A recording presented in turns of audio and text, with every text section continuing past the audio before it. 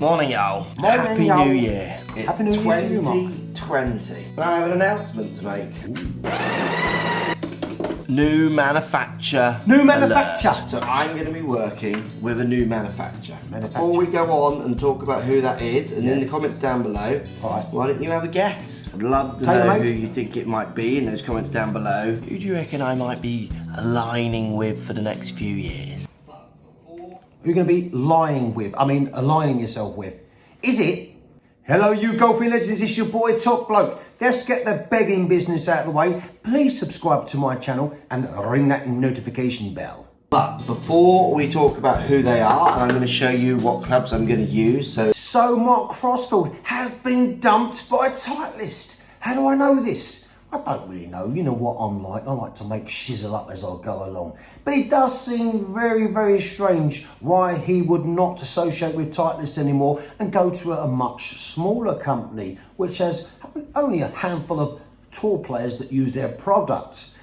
Whereas Titleist had all Justin Thomas and Jordan Spieth and all those other guys. So it does seem very peculiar why he's left that. So if he's left it out of his own free will, it's because he's been offered more money. Or Titleist maybe have offered him less money.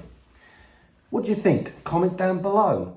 Now, if he's gone to him because they've offered him more money, then that seems to me a bit mercenary, considering 2 years ago when he announced on Christmas Day, the same time as the Queen's speech, how this is one of the best companies in the world and that would give him all access areas to all the players and behind the scenes.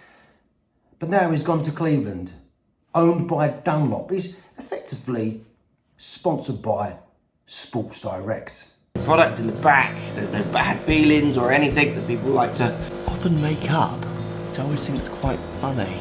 Like, worry about your own lives a little bit more. Are you talking to me? I learned so much with Titleist. I think what you learned, Crossy, and let's be brutally honest, that Titleist sponsorship killed your YouTube channel, didn't it? Exactly the same arrangement. I will review every club. I'll still give you my honest opinion on everything I hit. I'll show you the numbers, hit balls, show numbers. I mean, if you understand data, you can't be biased. Basically, it's only the people who don't understand data who struggle with that one a little bit. Yes, we do understand data, but more importantly, we understand human nature. And you being paid by a brand will make you subconsciously aware of this and will affect your performance when testing other clubs. So don't give us that I'm honest guff. New brand is Srixon. So come on, Crossy, start earning your dosh. Let's do some infomercialing. So pitching wedge the 9-iron, Z Fords from Srixon. Pure blade, beautiful looking, decent size face, and back to a true pitching wedge rather than a specialised wedge. That might... Ooh, tester 3. Very nice, Mark. I like it. Interesting, there's a slight loft change in them this year, so we're going to... Don't get me wrong. I think Srixon make lovely clubs. My boyfriend, who plays in Thailand, you might have heard of him, Golf Psychic, he swears by them. So I think perhaps rather than him not being sponsored by a company, maybe he thought it'd be better to go with a company that's not as high profile as Titleist and not as expensive.